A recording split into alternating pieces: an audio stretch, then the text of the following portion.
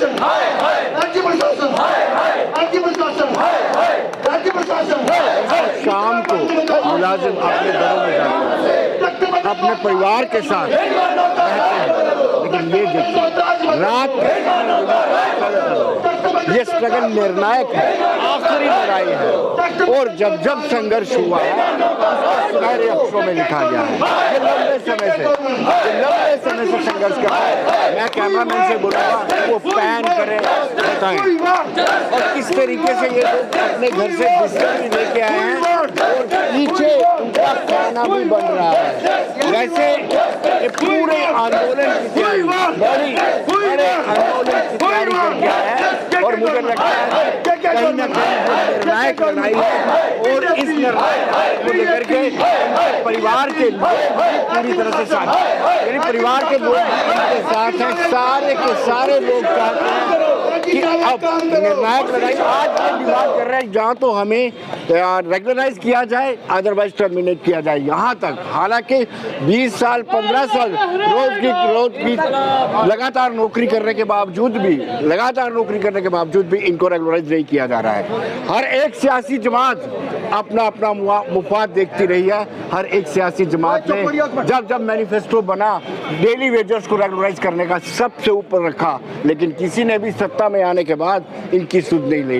बड़ा अनफॉर्चुनेट है और शायद यही एक कारण है रात के समय भी ये एजिटेशन कर रहे हैं। और आप देखिए पीछे इनका खाना भी बन रहा है, यानी ये पूरी तरह से इस लड़ाई, पूरी तरह से निर्णायक लड़ाई को किसी मुकाम तक ले जाने के लिए खड़े हैं। और शायद यही कारण है कि आज एकता देखिए इनकी, कोई डोडा से आया है, रामबन से आया है, भद्रवाह से आया है, दूर दराज ये डोडा से आए हुए हैं। आप देखिए ये डोडा से आए हुए कहाँ से, ये बिलावर से आए हैं। तो कहीं ना कहीं काला कोट पुंछ ये सारे इस बार ये तय करके आए हैं कि आखिरी लड़ाई है, निर्णायक लड़ाई है और इसको जीतना भी है। मैं आपसे जानना चाहूँगा कि इसको पकड़ लीजिए, मैं जानना चाहूँगा कि आज भी आपके साथ स्कफल हुआ, पुलिस वालों ने लाठी चार्ज किया, क्या कहेंगे आप?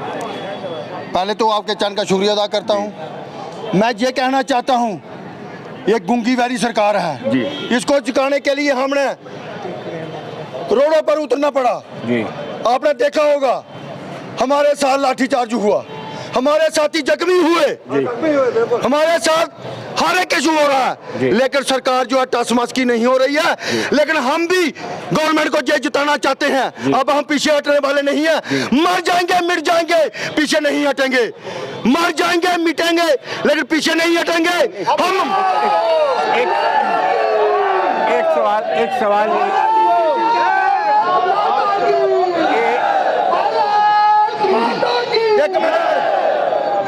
एक सवाल ये भी पैदा होता है कि ये पहली बार नहीं हुआ है।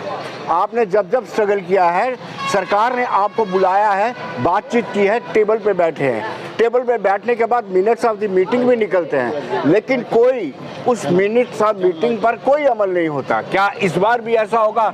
सरकार से बातचीत होगी और उसके बाद सरकार मुकर जाएगी? हमने एक तैयार कर लिया है, हमारी जान चली जाएगी। जहाँ तो रेगुलर पार्टी, जहाँ तो हमें टर्मिनेट किया जाए जी। दो ही बातें हैं जी। अब सिर्फ दो बातें हैं जी। जहाँ तो सरकार सीधा सीधा निकाल दे, टर्मिनेट कर दे, जहाँ तो रेगुलर पास कर दे, नहीं तो हम पीछे नहीं हटने वाले। चाहे हमारे ऊपर लाश का डेर क्यों ना लग जाए, हम पीछे हटने नहीं वाले हैं। कभी आपको इस चीज़ का एहसास हुआ कि आपके नेताओं ने आपको मिसलीड किया, आपके साथ धोखा किया? क्योंकि इतनी बड़ी तादाद है आपकी और उसके बावजूद भी आप सरकार पर दबाव नहीं बना पा रहे हैं कि आपको रेगुलराइज किया जाए या कोई ऐसी पॉलिसी फार्मुलेट की जाए कि फेज मैनर में एक साथ ना किया जाए, सबको थोड़ा थोड़ा करके ही रेगुलराइज किया जाए। हमारे साथी जो नेगोशिएशन में जाते हैं, इन्होंने बोला है जी कि इन्हें पहाड़ बाय पहाड़ इनको रेगुलराइज किया जाए जी, बकाया वेतन दिया जाए जी, लेकिन सरकार टास्क की मास्क नहीं रही है। हम भी पीछे नहीं हटेंगे जी। जब भी बात होगी सरकार को ये मानना पड़ेगा जी, घुटने टेकने पड़ेंगे। हम 25-25 साल इस सेवा देते आ रहे हैं। हम ये बताना चाहते हैं हम अब पीछे हटने वाले नहीं हैं जी। जहाँ तो रेगुलर पार्टी, जहाँ तो टर्मिनेट। मैं आज जी सरकार को ये बताना चाहता हूँ, बीजेपी के वालों को ये बताना चाहता हूँ कि अगर आप लोगों ने हमारा पार्टी लाई, बीजेपी वालों के साथ हम खड़े हैं, वरना हम बिल्कुल खड़े नहीं हैं जी। ये सीधा संदेश है जी। जब आप बातचीत करते हैं तो सरकार की तरफ से कैसा एश्योरेंस मिलता है आपको? क्या कहती है सरकार कि आपको करना भी है या नहीं करना? कुछ तो कहते होंगे वो। यही कहते हैं हमें टाइम दे दो 15 दिन का। जी। हमारे पास टाइम नहीं है अब। जी। हमारे साथी कुछ चले गए हैं, रिटायरमेंट हो गए हैं, कुछ और जाने वाले हैं। जी। किसी के कोई 6 साल रह गए, 6 महीने रह गए जी। हैं, किसी का महीना रह गया है। जी। कितना टाइम दें इनको? टाइम देते आए। जी। जिन जिन सरकारों ने हमारे साथ धोखा किया है वो कुर्सियों के नीचे हैं। जी। जिनको हमने टाइम दिया उन्होंने हमारे साथ शोषण किया। जी। डीडी सिलेक्शन के साथ जो उन्होंने एक वादा किया था एलजी साहब ने, वो अपने वादे पर मुकर जी। तो कहीं ना कहीं वादा खिलाफी हो रही, आगे भी हो सकती है, आगे भी हो सकती है। अगर पहले भी हुई है तो आगे भी हो सकती है। वादा खिलाफी कर सकती है सरकार, टेबल पे बिठा के मिनट्स ऑफ द मीटिंग बनेंगे, उसके बाद उस पर इम्प्लीमेंटेशन नहीं होगी तो क्या कर लोगे आप? विनोद जी शुक्रिया इतिहास है जी। आपका और आपके चैनल का। जी। देखिए मजदूर अब जाग चुका है। ये प्रोटेस्ट प्रोग्राम जो PHE एम्प्लॉइज यूनाइटेड फ्रंट के बैनर के नीचे चल रहा है, हम लोगों ने 2018 में एक स्ट्रगल शुरू की थी जो daily Vaser casual Jammu province के एक वेजेस साल की दी जा रही थी। हमने उसको पूरे 11-12 तक लाया, 11-12 वेजेस तक लाया। और आज के दौर में सरकार से हमारी 1-to-1 टॉक है। सरकार के पास कभी ऐसे लोग नहीं गए जो सरकार की आंख में आंख दे के बात करें। अगर आपको पॉलिसी देनी है तो आप क्लियर कीजिए, नहीं पॉलिसी देनी तो आप टर्मिनेट कर दीजिए। डरपोक, बुजदिल और दबने वाले लीडर हम नहीं हैं। हम लोग बिल्कुल ये लीडरलेस मूवमेंट है और इसमें कोई भी लीडर, सभी मेंबर्स हैं। और शायद हमारी जो कामयाबी है, आपने ये भी नोट किया, चाहे पुल बंद हो, चाहे आज सेक्टर तक हम पहुंचे, सरकार पे पूरा दबाव है। सरकार ये चाहती है कि लोग, आपको न्योता नहीं दिया बातचीत का अभी तक? सरकार बातचीत का 3-4 बार न्योता, प्रिंसिपल सेक्रेटरी साहब से बात हो चुकी है, डिपकाम साहब से बात हो चुकी है। हर एक आदमी हमें फुटबॉल की तरह गोल घुमा के कहना चाहता है कि हमें टाइम दीजिए, तो टाइम हम देने वाले नहीं। विनोद जी, सरकार को एक स्टैंड अपना क्लियर करना पड़ेगा। हमने पहले भी आपको कहा था हम डे नाइट प्रोटेस्ट शुरू करने जा रहे हैं। 18 से आप स्ट्रगल कर रहे हैं, अभी तक सरकार पर आप दबाव नहीं बना पाए कि वो अपना स्टैंड क्लियर करे। बिल्कुल, आज तो आपने बिल्कुल स्पष्ट कर दिया है, या तो रेगुलराइज करो या टर्मिनेट करो। बिल्कुल, हम सरकार के उन खोखले वादों से या सरकार की उन नीतियों से हमें ये क्लियर कट है कि सरकार जो है, हमारे बहुत से साथी जो हर 30 को बगैर कुछ लिए 30 साल 28 साल इस डिपार्टमेंट देख के चले जा रहे हैं। उन परिवारों पर क्या गुजरती होगी जब वो रेगुलर एम्प्लॉइज की रिटायरमेंट देखता है और खुद वो छुप करके चला जाता है, रिटायर हो जाता है। इसीलिए विनोद जी हम ये कह रहे हैं, हमें 7 साल के बाद, 8 साल के बाद, 5 साल के बाद बगैर कुछ लिए घर जाना है तो हम आज जाने को तैयार हैं, लड़के शहीद होने को तैयार हैं। बुज़दिलों की तरह नहीं जाएंगे। सरकार को या तो पॉलिसी देना पड़ेगी, नहीं तो ये डिपार्टमेंट सरकार को बंद करना पड़ेगा। हमारे बगैर ये डिपार्टमेंट नहीं चलता, ये आप भी जानते हो,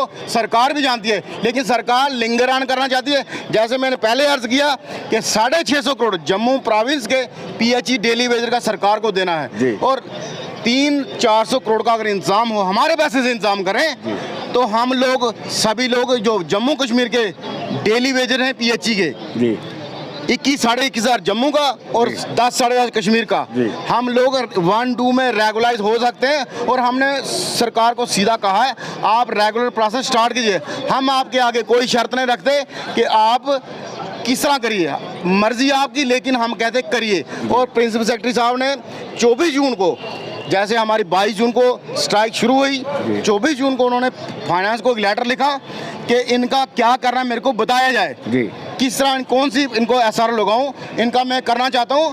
हमें प्रिंसिपल सेक्रेटरी साहब पे विश्वास है कि उन्होंने हमें कहा जब तक फाइनेंस वाले मेरे को क्लियर नहीं करते मैं आपको साथ झूठा वादा नहीं करूंगा, क्योंकि हमारे साथ पहले बड़े सारे झूठे वादे हुए, चाहे कोई भी चेयर पर रहा हो, वो कमिश्नर सेक्रेटरी हो या कोई भी और चेयर हो।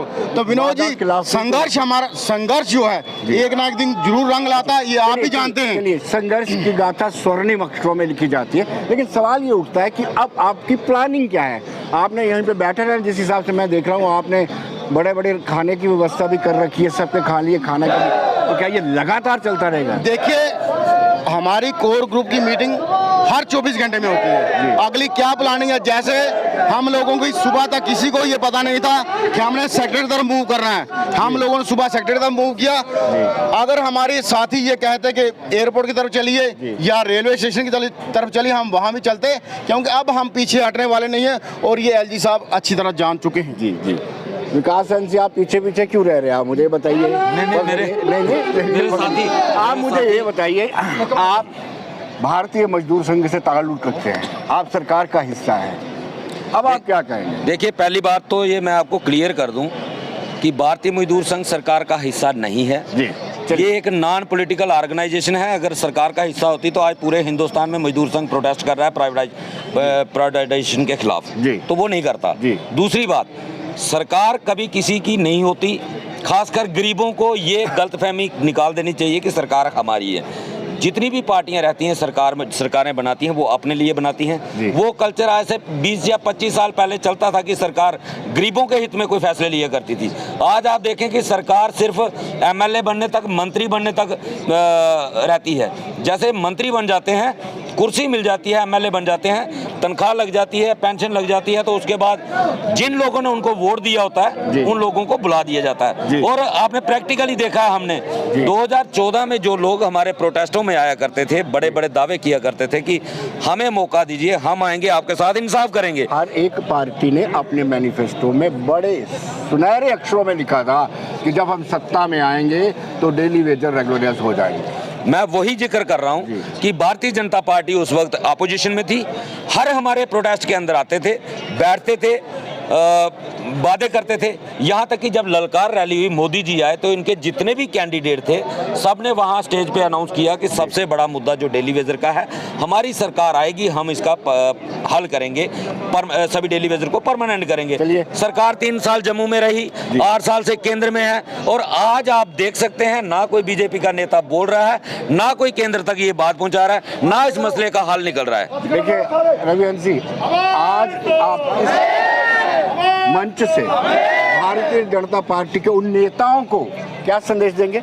देखिए, मैं सबसे पहले उन नेताओं को एक संदेश देना चाहूँगा जो बहुत करीब आ रहा है। जैसे आज़ादी का अमृत महोत्सव मनाया जा रहा है, 75वां वर्ष मनाया जा रहा है, तो पूरे देश में मनाया जा रहा है। तो अगर डेली वेजर इसी तरह भूखा प्यासा सड़कों पे आंदोलन कर रहा है तो उस आज़ादी के अमृत महोत्सव का कोई मतलब नहीं रह जाता। ठीक है। दूसरी बात ये, तो उनके लिए मेरा एक साफ स्पष्ट संदेश है, मैं कई बार पहले भी दे चुका हूं, अगर डेली वेजर की रेगुलाइजेशन नहीं होती तो आप लोगों के लिए इलेक्शन कंटेस्ट करना मुश्किल होगा।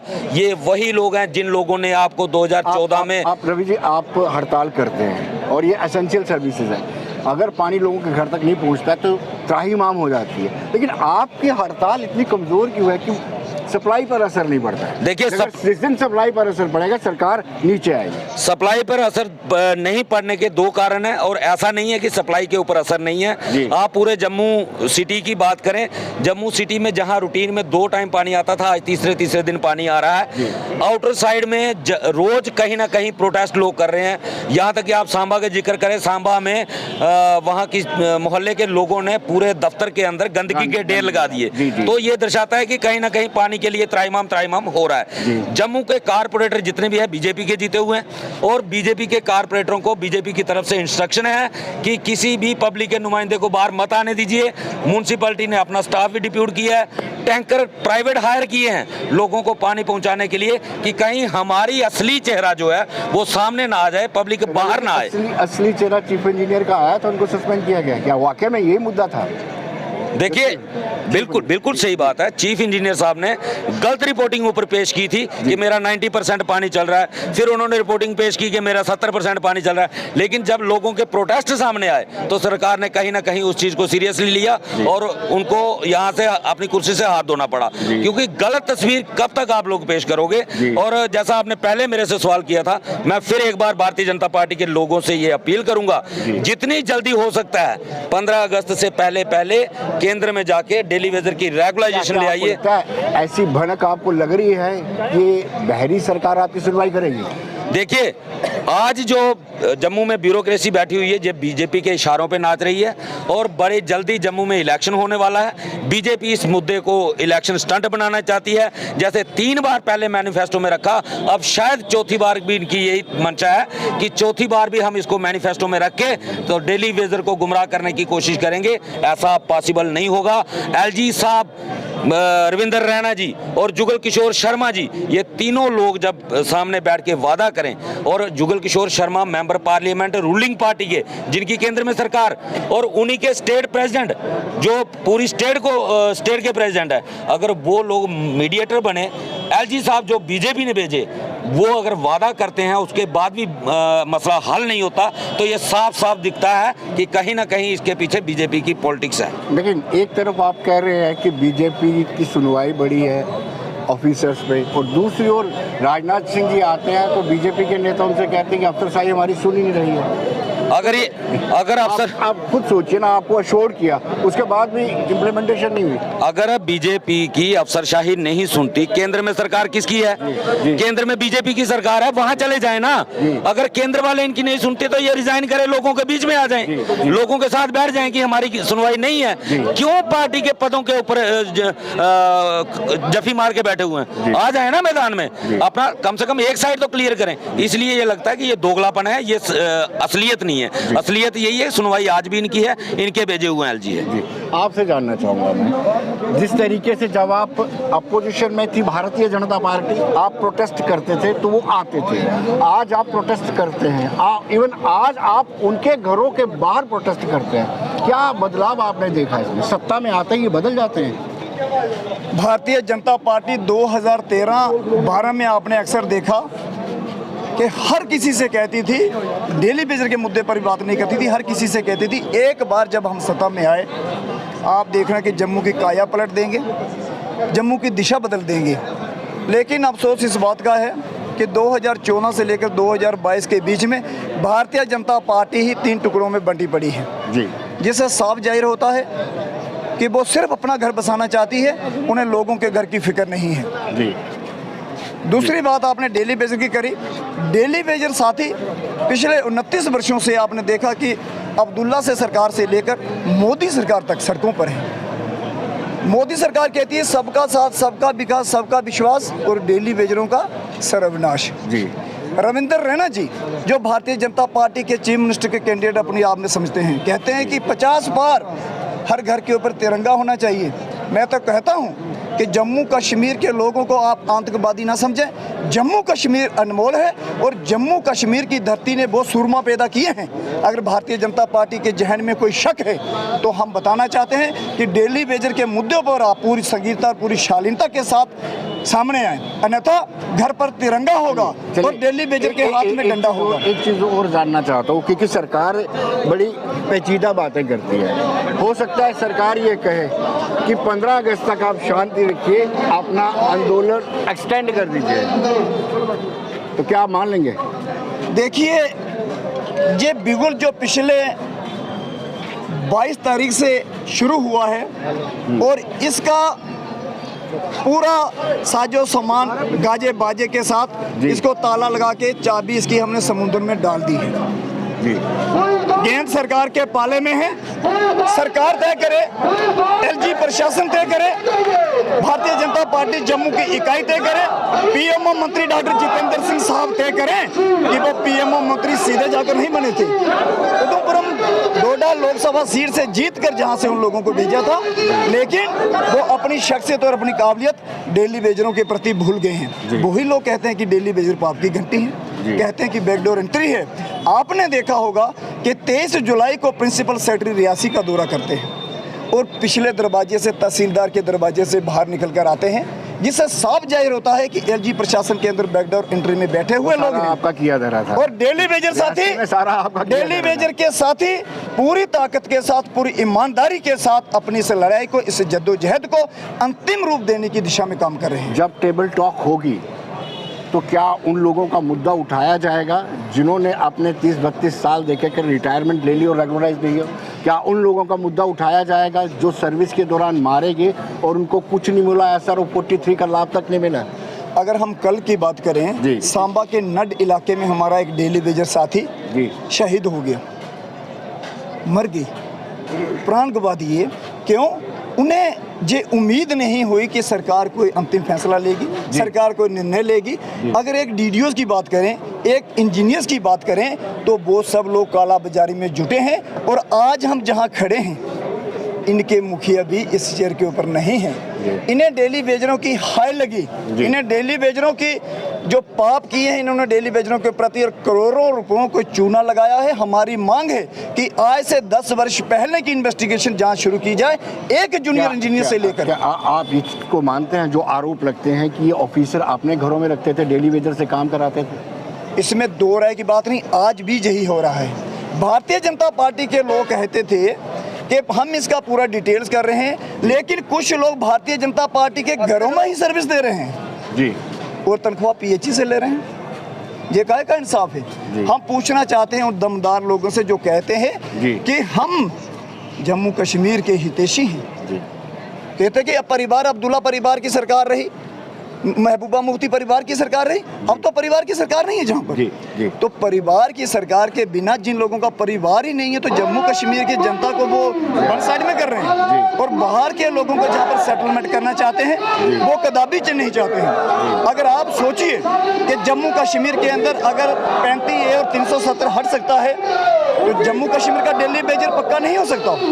पक्का करना चाहिए मोदी सरकार को। मोदी सरकार झूठ फैलाने में क्या कारण लगता है? क्या कारण लगता है आपको कि क्यों ये सरकार इतना लिंगरान कर रही है और इतना एडमेंट एटीट्यूड किया है? जम्मू कश्मीर की ब्यूरोक्रेट्स और भारतीय जनता पार्टी की इकाई जम्मू कश्मीर में मिलजुल कर काम कर रही है। यही लोग कहते थे कि फारूक अब्दुल्ला ने बहुत जुल्म किया है। मैं कहता हूं कि जम्मू कश्मीर की भारतीय जनता पार्टी फारूक अब्दुल्ला के हाथों बिक गई है, बिकी हुई है और फारूक अब्दुल्ला की दिशा में काम कर रही है। आज इनको कश्मीर से बहुत प्रेम है। आपने देखा कश्मीर के अंदर जहां के मंत्री, जम्मू के मंत्री ऑन स्पॉट का दौरा करते हैं, वहाँ के लोगों को तत्काल में जो लोग रेगुलर करते हैं, लेकिन जम्मू के आदमी को 200 रुपये और मात्र 500 रुपये पर दिए जाते हैं। बड़े शर्म की बात है जम्मू कश्मीर के पॉलिटिशियन के लिए। और हमारी LG सिन्हा साहब से जो गुजारिश है, जम्मू के संगठनात्मक लोग, जम्मू के हमारे प्रॉपर जो लोग हैं, जहाँ के हमारे पॉलिटिशियंस के लोग, इन लोगों को बिठाकर जम्मू के मिसाइल्स के ऊपर, डेली वेजेस के मिसाइल्स के ऊपर हल करना चाहिए, ना कि महाराष्ट्र, यूपी, गुजरात को जम्मू कश्मीर में सेटलमेंट कर रहा है। जम्मू कश्मीर की जनता इसका मुंह तोड़ जवाब देने के लिए तैयार है। मैं आपसे जानना चाहूँगा, क्या आपको लगता है कि सरकार की मंशा ठीक नहीं है? देखिए, हमें सरकार से कोई लेना देना नहीं है। सबसे पहले ये सरकार चाहे केंद्र में है चाहे यूटी प्रशासन में है, हमारे LG साहब, हम यही उनसे अभी भी अपील करते हैं, रिक्वेस्ट करते हैं, LG साहब आप वहाँ से आए हो, 1994 से लेके जो डेली वेजर आज तक जो परमानेंट पहले जो एम्प्लॉय हुए हैं वो गवर्नर के टाइम में हुए हैं और ये इतिहास रहा है। आप भी यहाँ से अदर स्टेट से आए हो, यहाँ से जम्मू कश्मीर यूटी में, और इन गरीब लोगों का 60,000 लोगों का भला कर दो। चाहे आप चले जाओगे तो सारी ज़िंदगी में ये आपका इतिहास रहेगा। हमें कोई किसी से लेना देना नहीं है। भाजपा से भी हम रिक्वेस्ट करते हैं कि आपसे हमें कोई आनाकानी या कोई दुश्मनी नहीं है। हम वो लोग हैं, हमने इतनी सत्ता में लाया था हम लोगों को कि जिन लोगों से चला नहीं जाता था, उन बुज़ुर्गों को, अपने पेरेंट्स को उठा के हमने पालकी में डाल के उनको कहा कि उस बूथ पे जाइए और 14 नंबर बटन कमल का दबाइए। लेकिन आज बड़ा अफसोस से कहना पड़ रहा है कि यूटी प्रशासन जम्मू कश्मीर पे हमारे पे ये लाठीचार्ज, ये अच्छे दिन आ रहे हैं। और आखिरी सवाल मैं आपसे जानना चाहूँगा, क्या आपके काउंटर पार्ट, इसको पकड़ लीजिए, आपके काउंटर पार्ट कश्मीर के लोग भी आपके साथ दे रहे हैं? बिल्कुल स्पष्ट शब्दों में कहूँगा कि ये जंग का आगाज़ पिछले 22 जून से हुआ है और बिल्कुल कॉन्स्टिट्यूशन के दायरे में जो संविधानिक अधिकार है मजदूर का, कि मजदूर को जब भी उसका हक नहीं मिलेगा। अच्छा, मजदूर संगठन आपके पास आते हैं? ये सब मजदूर हैं, कैजुअल लेबर्स। आप संगठन जो है वो आपको सपोर्ट करते हैं? वो कहीं ना कहीं वो अपने तरीके से कर रहे हैं। चाहे BMS का आपने जिक्र किया, उसके साथ साथ और भी मजदूर कॉन्फ्रेंस है, लेबर एसोसिएशन है, वो सारे संगठन जो है अपनी अपनी जगह पे सहयोग कर रहे हैं। मैं जिस चीज़ का जिक्र कर रहा हूँ कि कॉन्स्टिट्यूशन के दायरे में रह के हमने पूरी आवाज़ उठाई है, लेकिन और निरंतर 1 महीने से लगातार सरकार को अल्टीमेटम दिया गया कि मजदूर वर्ग अब जो है हताश की स्थिति में है और सीधा अगर रोडों का रुख करता है, और उसका नतीजा जो है आज सरकार ने देख लिया है।